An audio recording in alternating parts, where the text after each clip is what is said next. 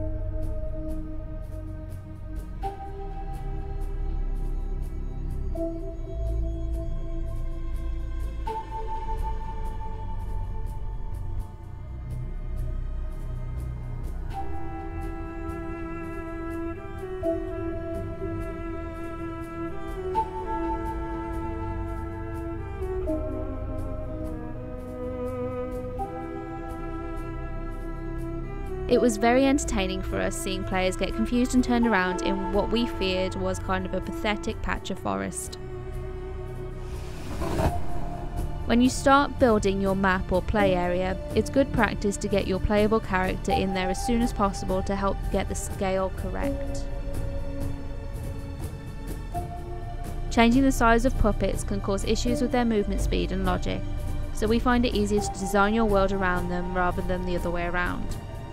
We already knew of a first-person puppet with horror-styled head wobble made by creator Don Care, and here you can see us testing out the length of the road based on the walking speed of the character.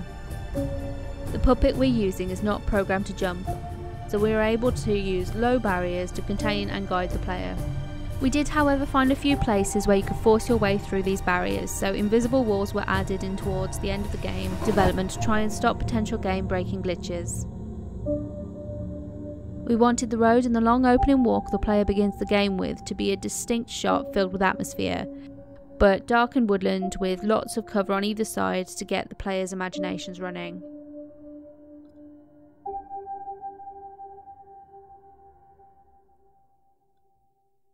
The long casting shadows from trees were cleverly used to disguise the ugly out of place joints in the road, which, try as we might, we couldn't manage to hide on the sculptures themselves.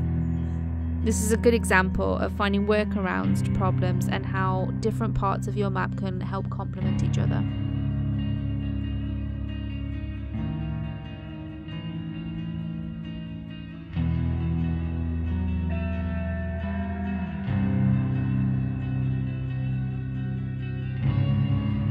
We wanted a clear objective for the player to head towards at the start of the game. The gas station has lights you can see all the way down the road, but when the player gets there they find it abandoned, and this is when the story will start to ramp up.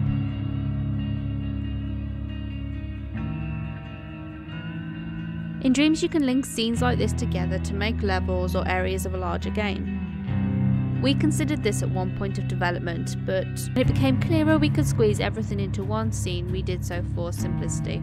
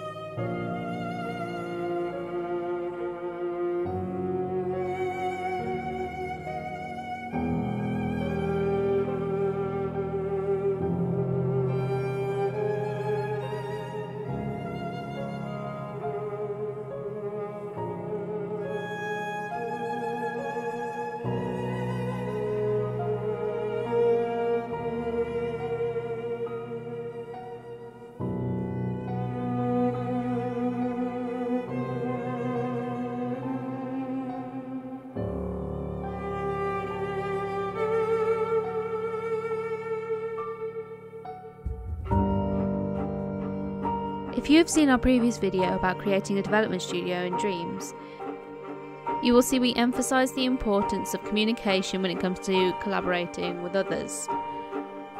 During this project, we experienced creative differences firsthand. Let us tell you, it was bad. There was an argument, but we learned something from it. Whether you have just met someone to partner up with, or you're working on something for the first time with someone you have had a relationship with for over 10 years, communication is key. When it came to designing the graveyard, one of us had a picture in his head about how it would look. Unfortunately, this wasn't explained to the others, and the design came out completely different. The issue we had was that we both had completely different pictures in mind, and neither one of us wanted to be flexible. When Lee said there needs to be a graveyard, he meant a place for the villain to bury their victims, so something simple like fresh soil mounds with a shovel. However, when I created it, in my mind there was a derelict graveyard that the villain happens to utilise for his own purposes, as it's an unsafe area that's no longer used by the public. The compromise came about that the graveyard was made to look more obviously abandoned. Graffiti was added and the candles were taken away to make the state of the site more obvious.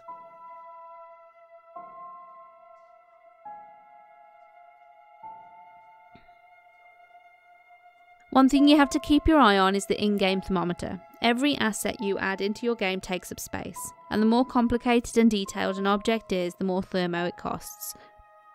Specific packs like this Graveyard Assets Kit, which are specifically optimised by the original creators, are amazing for helping to keep the thermometer cost low as you build a detailed scene.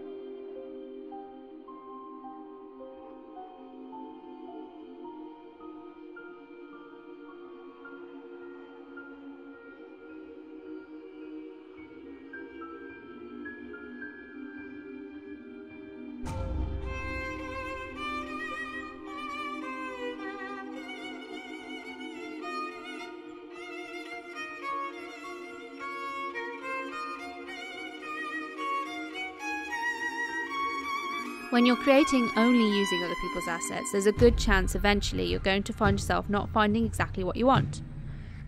For advanced creators, Dreams gives you all the tools you need to make things from scratch. But another trick we regularly use is Frankensteining assets and repurposing them for our needs. You can see a good example here where we couldn't find a gate that closely matched the fence. To solve this, we took a section of the fence and turned it into a matching gate.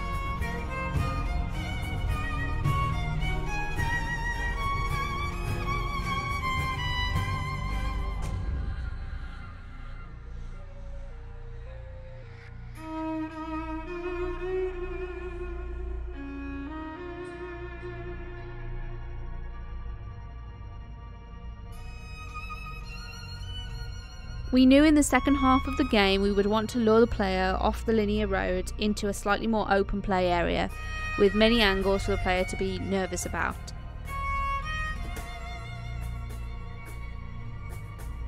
We also decided to add some temporary invisible walls for when the player first enters the forest. This is the most open space in the map, and while we tried to lead the player in the correct direction, we had concerns they'd wander deeper into the forest and create some pacing issues.